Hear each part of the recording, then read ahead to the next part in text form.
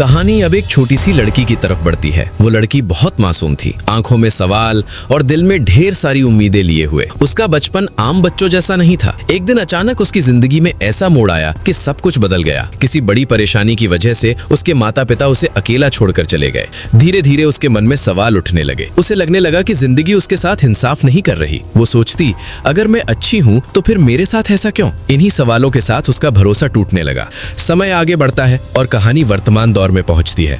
शहर का माहौल बदला बदला सा लगता है। एक अनजान आदमी शहर में दिखाई देता है। उसके हाथों में 2 भारी बैग हैं। वो एक दुकान में जाता है, अपने जख्मों का इलाज करवाता है और चुपचाप वहां से निकल जाता है। कुछ देर बाद वही आदमी अलग अलग सामान इकट्ठा करता दिखाई देता है।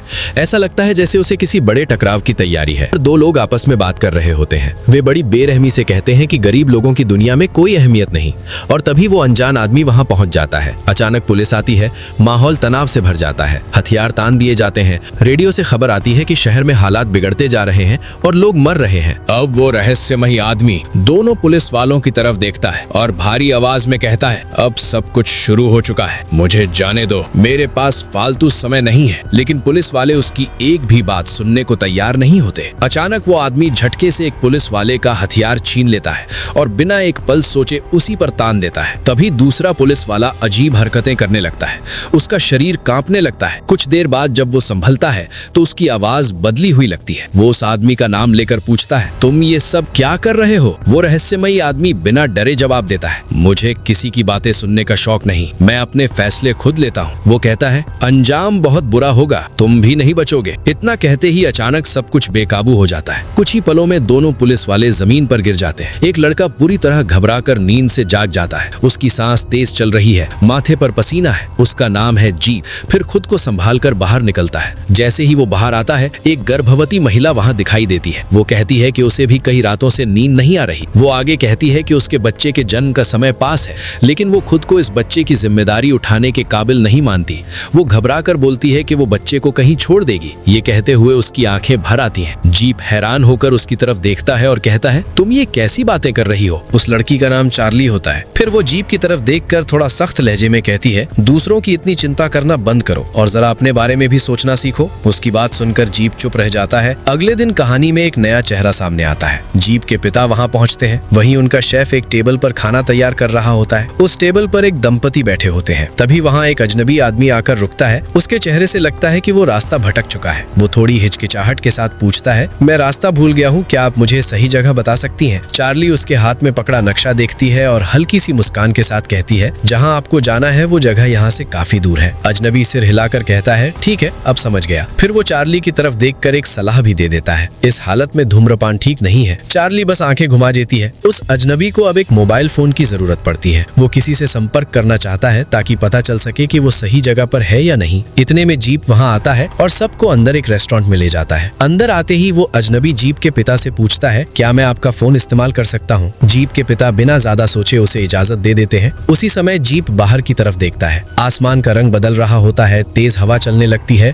और दूर से तूफान आता हुआ दिखाई देता है। अंदर रेस्टोरेंट में भी चीजें ठीक नहीं रहती। टीवी की स्क्रीन गड़बड़ाने लगती है। रेडियो से कोई आवाज नहीं आती। जिस अजनबी का फोन चल रहा था उसकी कॉल भी अचानक कट जाती है। अब सबको एहसास हो जाता है कि शहर में कुछ न कुछ गड़बड़ जरूर है। तभी दरवाजा खुलता है और एक बूढ़ी औरत रेस्टोरेंट में दाखिल होती है। जब चार्ली उसके पास सेवा के लिए जाती है तो वो औरत चार्ली का नाम सुनकर जोर जोर से हंसने लगती है। वो तंज कसते हुए कहती है, ये कैसा नाम है? ये तो लड़कों के नाम जैसा लगता है। चार्ली हल्की सी मुस्कान के साथ चुप रहती है, जैसे उसे अब इन बातों की आदत हो गई हो। उसी समय पास वाली टेबल पर बैठे दंपति उस बूढ़ी औरत से पूछते हैं, क्या शहर के हालात और बिगड़ते जा रहे हैं? वो बूढ़ी औरत बिना किसी भाव के कहती है, तुम्हें ज्यादा चिंता करने की जरूरत नहीं है, वैसे भी सब कुछ बहुत जल्द खत्म होने वाला है। जब चार्ली उसके पास खाना परोसने आती है तो वो बूढ़ी औरत अचानक उसके पेट की तरफ देखने लगती है। इन सख्त आवाज में पूछती है, ये बच्चा कब आने वाला है? चार्ली कुछ समझ पाती उससे पहले ही बूढ़ी औरत ठंडी हंसी हंसते हुए कह देती है, ये बच्चा ज्यादा दिन नहीं टिकेगा। इतना सुनते ही वहाँ बैठे लोगों के चेहरे सफेद पड़ जाते हैं। वो बूढ़ी औरत रुकती नहीं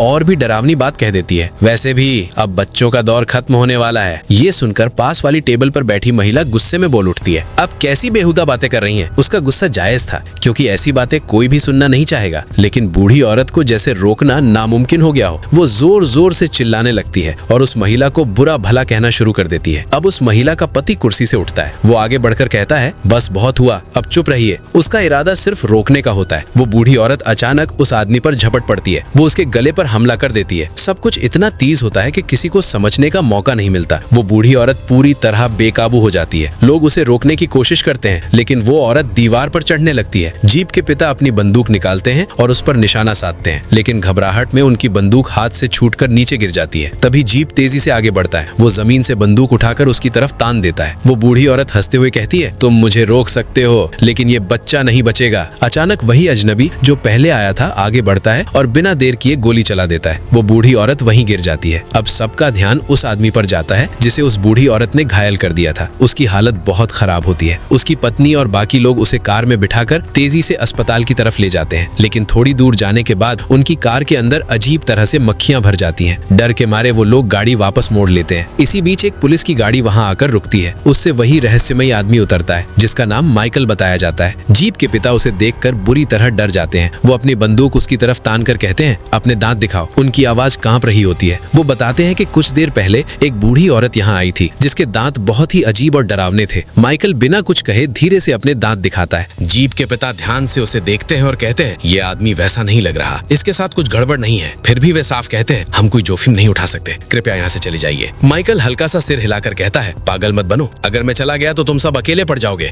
जैसे वो आने वाले खतरे को साफ देख पा रहा हो। वैसे लोग और भी आएंगे, बिल्कुल उस बूढ़ी औरत जैसे, और तब हमें मिलकर उनका सामना करना पड़ेगा। इतना कहकर वो अपने बैग से हथियार निकालता है। वो हर एक के हाथ में एक एक बंदूक देता है और गंभीर लहजे में कहता है, अगर कोई भी अंदर आए हिम्मत मत हारना। लेकिन जब वो चार्ली की तरफ देखता है तो उसकी आवाज थोड़ी नरम हो जाती है। वो कहता है, तुम बस शांत रहो, घबराना मत, जो भी होगा हम संभाल लेंगे। सब लोग अंदर इकट्ठा हो जाते हैं। रेस्टोरेंट में अब गहरा अंधेरा छा चुका है। बिजली लगभग जा चुकी है। जीप और चार्ली नीचे ही रहते हैं, जबकि बाकी लोगों को माइकल छत पर ले जाता है ताकि ऊपर से हालात पर नजर रखी जा सके। अचानक बाहर से घंटी जैसी आवाज आती है। सब सोचते हैं कि शायद कोई सामान्य इंसान होगा, लेकिन जब वे खिड़की से झांकते हैं तो एक आइसक्रीम बेचने वाला दिखाई देता है। उसकी चाल अजीब है और उसके दांत बिल्कुल वैसे ही जैसे उस बूढ़ी औरत के थे। उसके हाथ पैर असामान्य रूप से लंबे लगते हैं। वो धीरे धीरे इमारत की तरफ बढ़ता है और अचानक हमला करने की कोशिश करता है। गोलियों की आवाज गूंजती है और कुछ ही पलों में वो भी गिर जाता है। लेकिन मामला यहीं खत्म नहीं होता। दूर से कई गाड़ियां आती दिखाई देती हैं। हर गाड़ी में वैसे ही अजीब लोग बैठे होते हैं,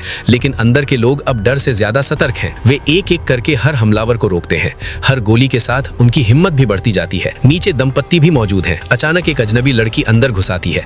वो सीधे उस घायल आदमी की तरफ बढ़ती है और उसे खींचकर बाहर ले जाने लगती है। वो उसकी पत्नी की तरफ देखकर कहती है, ये सब तुम्हारी वजह से हुआ है। उसी समय माइकल नीचे आता है और बाकी हमलावरों को भी खत्म कर देता है। अब चारों तरफ सिर्फ धुआं, टूटी कुर्सियां और डर से भरी सांसें रह जाती हैं। जीप के पिता माइकल की तरफ मुड़ते हैं। उनकी आंखों में सवाल भरे होते हैं। वे पूछते हैं, ये सब आखिर हो क्या रहा है? माइकल कुछ पल चुप रहता है, फिर धीमी आवाज में कहता है, इंसान ने बहुत सारी गलतियां की हैं। लालच, नफरत और स्वार्थ। अब हालात काबू से बाहर जा रहे हैं। वो आगे जोड़ता है, जब भरोसा टूट जाता है तो अंजाम हमेशा भारी होता है। उसकी बात सुनकर सबके चेहरे गंभीर हो जाते हैं। माइकल गहरी सांस लेकर कहता है, जो कुछ हो रहा है वो कोई सामान्य घटना नहीं है। कुछ ताकतें लोगों को एक एक करके खत्म कर रही हैं। वो आगे बताता है, जो अजीब लोग तुमने देखे वे असली दुश्मन नहीं है, वे सिर्फ इस्तेमाल किए जा रहे मोहरे हैं। उसकी आवाज भारी हो जाती है, जैसे वो सच्चाई बताने से पहले हिचक रहा हो। जीप हैरानी से पूछता है, तुम्हें ये सब कैसे पता? माइकल कुछ पल चुप रहता है, फिर कहता है, क्योंकि मैं पहले उसी दुनिया का हिस्सा था, लेकिन मैंने खुद को इंसान बना लिया। माइकल फिर चार्ली की तरफ मुड़ता है और कहता है, मैं यहाँ किसी और वजह से आया हूँ। मुझे तुम्हारे बच्चे को सुरक्षित रखना है। चार्ली हैरान होकर कहती है, मैं तो एक साधारण वेट्रेस हूँ, मेरा बच्चा ऐसा क्या खास करेगा? माइकल शांत स्वर में जवाब देता है, कभी कभी सबसे साधारण दिखने वाली चीज ही सबसे असाधारण बनती है। ये बच्चा बड़ा होकर लोगों के लिए उम्मीद बन सकता है, इसलिए इसका जिंदा रहना बहुत जरूरी है। चार्ली चुप हो जाती है। माइकल आगे कहता है, यहाँ अमीर गरीब का फर्क कोई मायने नहीं रखता, हमें सिर्फ इस बच्चे को बचाना है। और याद रखो, दुश्मन हमारी कमजोरियों का फायदा उठाएगा। ऊपर छत पर शेफ और वो अजनबी खड़े हैं। हवा तेज चल रही है और दूर बिजली चमक रही है। शेफ उससे पूछता है, तुम पहले से बंदूक लेकर क्यों घूम रहे थे? अजनबी हल्की मुस्कान के साथ कहता है, दुनिया आसान नहीं है, मैंने अपनी सुरक्षा के लिए रखी थी। अगर कोई मुझे नुकसान पहुंचाने की कोशिश करता तो मैं उसे डरा देता। शेफ धीरे धीरे खुलने लगता है। वो अपने बचपन की बात बताता है, जब मैं छोटा था मेरे पिता रोज सुबह मुझे जगाकर पूछते थे, बेटा आज तुमने ऐसा क्या किया जिससे तुम्हें खुद पर गर्व हो? मैं तब समझ नहीं पाता था, लेकिन आज समझ में आता है कि वे मुझे मजबूत बनाना चाहते थे। असल में शेफ अंदर से डरा हुआ है। वो इस पूरे हमले से सहमा हुआ है, लेकिन अपनी कमजोरी दिखाना नहीं चाहता। जीप अचानक माइकल से एक सवाल पूछ बैठता है। वो पूछता है, तुम्हारा असली काम क्या था उस दुनिया में?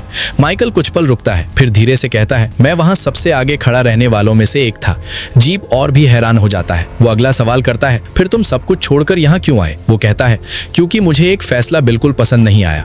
जीप चुपचाप सुन रहा होता है। माइकल फिर कहता है मुझे लगता था कि बुरे लोगों के साथ साथ अच्छे लोग भी मौजूद हैं।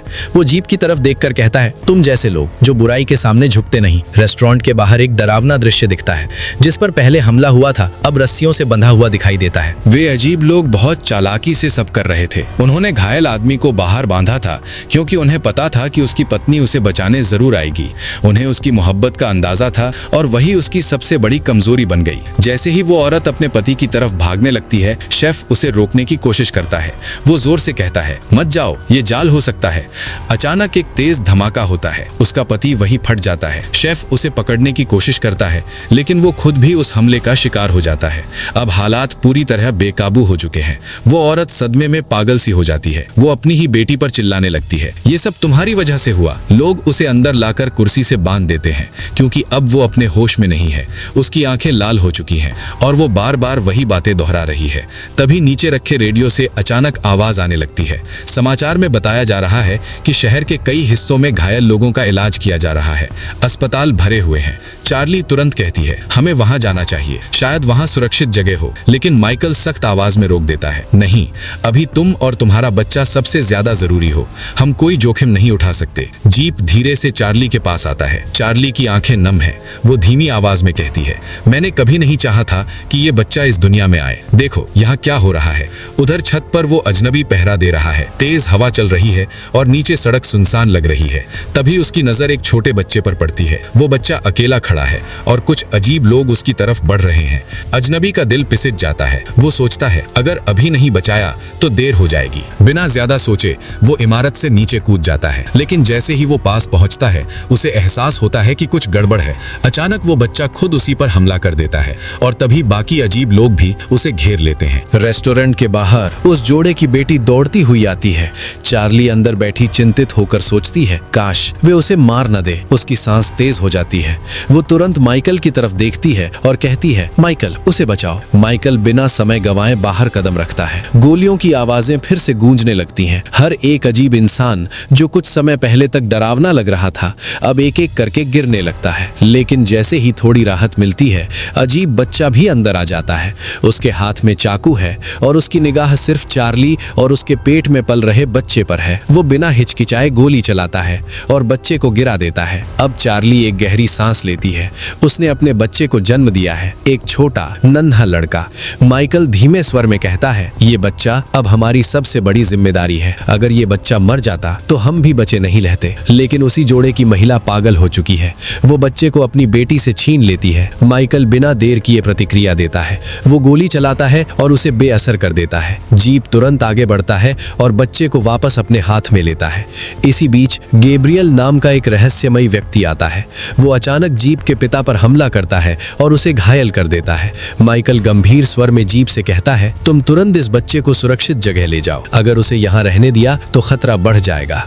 लेकिन गैब्रियल माइकल के पास आता है। वो कहता है क्या तुम सच में समझते हो कि आदेश को तोड़कर भी तुम सुरक्षित रहोगे? माइकल गहरी सांस लेकर कहता है मैं डरपोकों में से नहीं हूँ। लेकिन तभी गैब्रियल और माइकल के बीच भयंकर झगड़ा शुरू हो जाता है। गोलियों की आवाजें। गैब्रियल माइकल पर हमला करता है, तुरंत ही उसे मार देता है। माइकल गिरता है। जब माइकल मर जाता है तो वही टैटू जो उसके शरीर पर उकेरे हुए थे अब धीरे धीरे जीप के शरीर पर दिखाई देने लगते हैं। ये संकेत है कि जीप की भी कोई बड़ी किस्मत है और उसे दुनिया के लिए कुछ करना है। जीप का पिता घायल है लेकिन अभी भी जीवित है। वो धीमे धीमे रेस्टोरेंट में गैस का रिसाव करते हुए लाइट जलाता है। पूरा माहौल धुआं और आग की ओर बढ़ता है। फिर वो बच्चे का पीछा करने निकल पड़ता है। वो जीप की कार का पीछा करता है और अचानक उनकी कार एक दुर्घटना का शिकार हो जाती है। उस हादसे में उस जोड़े की बेटी की जान चली जाती है। माइकल फिर प्रकट होता है। वो गैब्रियल की तरफ देखता है और कहता है देखो मैं वापस आया। गैब्रियल हैरानी में चिल्लाता है ये कैसे संभव है? माइकल गंभीर स्वर में कहता है तुम बस आदेश पर चलते रहे बिना सोचे कि असली जरूरत क्या है। मैंने वही किया जो सच में जरूरी था। वो तलवार उठाता है और हमला करता है। गैब्रियल अब हताश होकर वापस अपनी दुनिया लौट जाता है। समय आगे बढ़ता है। चार्ली और जीप अब एक कार में है। वे कहीं दूर जा रहे हैं सुरक्षित और उनके साथ है उनका नन्हा बेटा। बैक सीट पर कई हथियार रखे हुए हैं।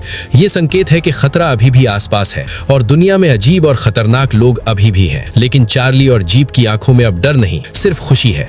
वे अपने बच्चे के साथ सुरक्षित हैं और एक नई शुरुआत की ओर बढ़ रहे हैं। फिल्म का अंत इसी दृश्य पर होता है।